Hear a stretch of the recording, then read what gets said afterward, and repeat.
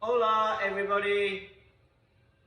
Dine at home number 6. I know, and we're already getting a bit Christmas crazy, aren't we? So, It's been a long day, hasn't it? it has been a long day. We've got all sorts happening. You've done all sorts.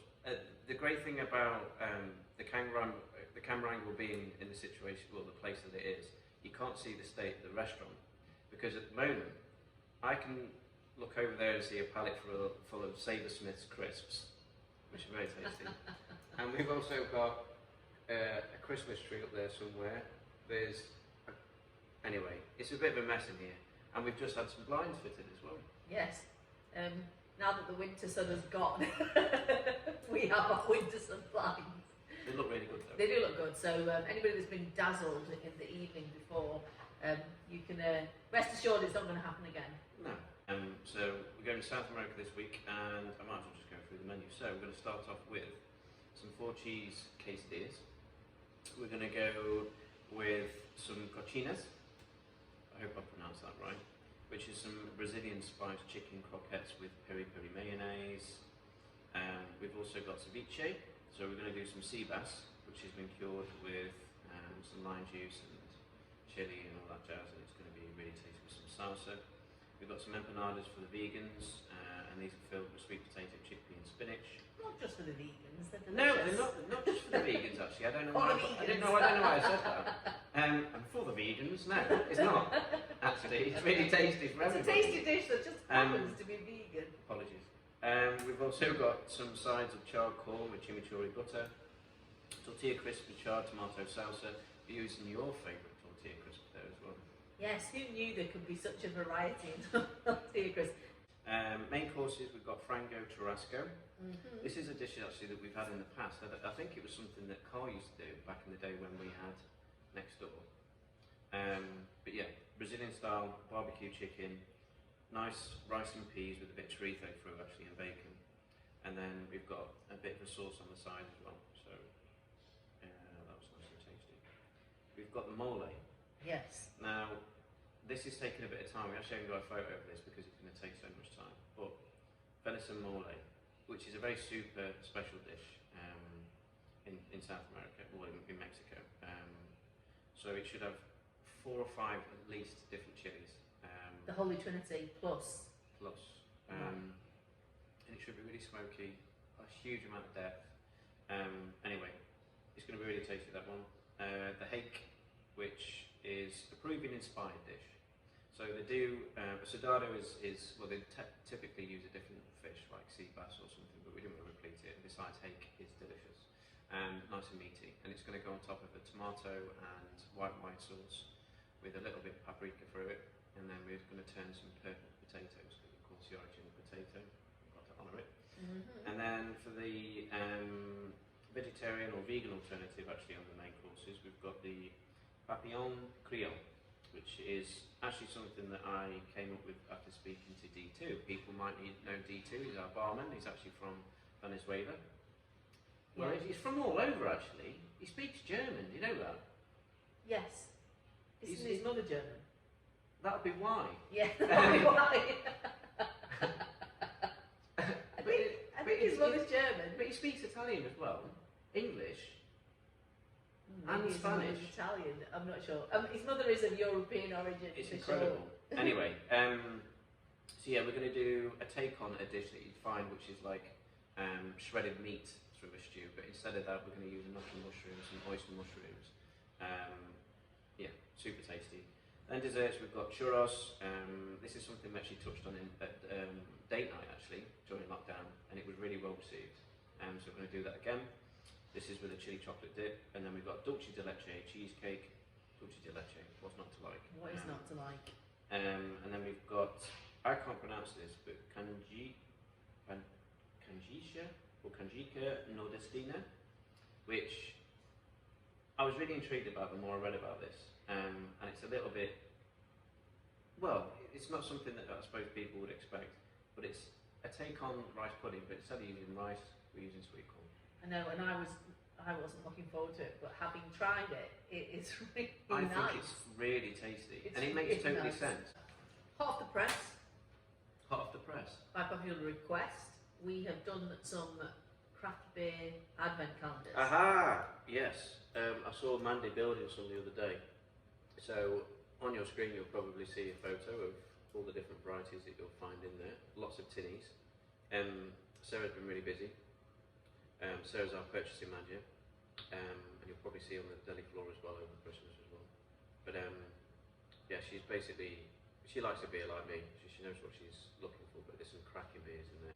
Hot off the press, what have we been doing today? We've been taking copious amounts of photos of our Christmas dinner. Yes, our merry mess-free Christmas dinner. Perfect for any size of gathering. Yes. And it is also expandable. So if you ordered it for 4 and you end up having 10 people round, we can expand it. So we did the balloting, the chef cooked it off, tested the timings and everything. And the good news is, not only did it taste nice, well, it was delicious. Not only was it delicious, but it was really moist, wasn't it? Yeah. And very generous portions as well. I think it worked out that it's like a 10-ounce piece per person.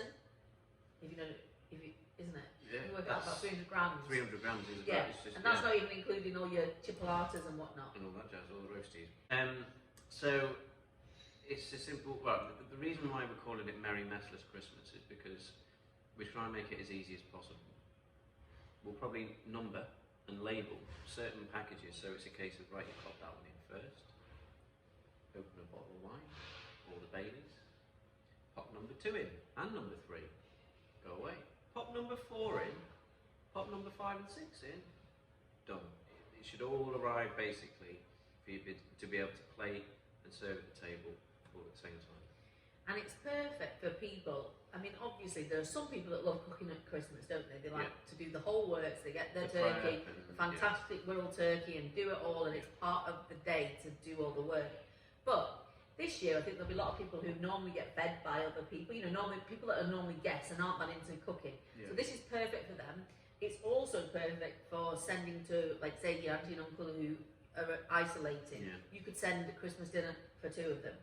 And it's ideal for that because you're not creating any work for them either. Yeah. You know, it's something that they can just enjoy without having to even do the washing up afterwards. And that will be on the website to order. However, in other news, we still haven't launched our new website, which has all of our Christmas stuff on it. A couple of gremlins. Hopefully, by this weekend, it should be operational. Yeah. We do apologise. It's really frustrating, but let's face it, it's been a year of frustration. We just need to keep put it in perspective, you know. And you know, the shops, we've got all these. If people do want to venture down and see us, we've got all those items in store right now on display, and you can grab them. Yeah. So we need to mention that all the small whirled turkeys have already gone. So you all need to start thinking about the half turkeys, which are a brilliant idea and fantastic in the sense that I think it's all the 5 to 5.5 kilo birds have already been sold.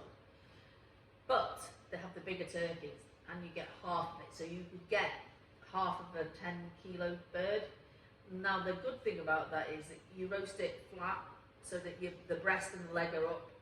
The good thing about it is they're not tall in your oven. Yeah. So you can actually, if you've only got one oven, like most people have, or one and a small grilly oven, this is ideal because you can get everything else in. So do not be put off by that. I think they're going to be a brilliant idea. I certainly will be getting half of a big bird, I think. What I would say is, and I'm going to try and get some in, is that I do think that people should invest in a thermometer. Yes. Not just for turkeys, for everything. It's, you know, quite often people overcook things because they're worried about undercooking them. But the problem we've got is that ovens just aren't calibrated correctly. When you see it on the dial or whatnot and it says like 180 or 200, it's not. It's going to be out by at least 10-15 degrees. Yeah. What else do we need to talk about? Corporate hampers, the queries are coming in.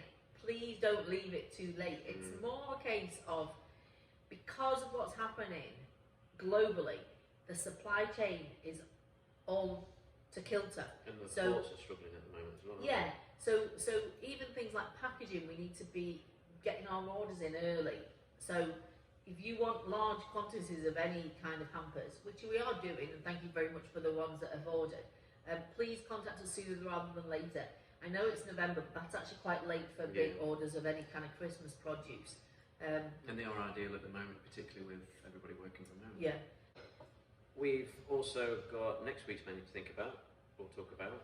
I want to post it up a little bit early, I think, simply because it's looking fabulous and we've got things to celebrate, like someone entering the White House, someone leaving the White House. So that's going to be really, really good. And, well, bookings for the restaurant, because, well, as far as we're concerned, we're opening in December. Well, we're taking an educated gamble that we think that the rates of volume in Liverpool, everybody's spent a lot of time doing testing.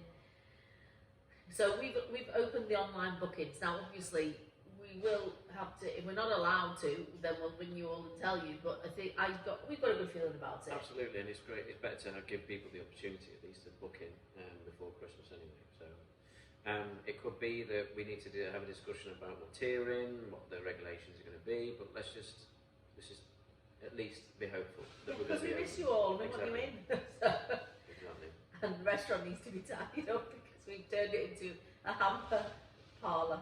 No comment. I've got a photo the last night we closed, and it was beautifully in spick and span. So it will be exactly the same. Indeed. Anyway. So. Thanks for listening, folks. Thanks for watching, folks, and we'll see you next week. Bye bye. Bye.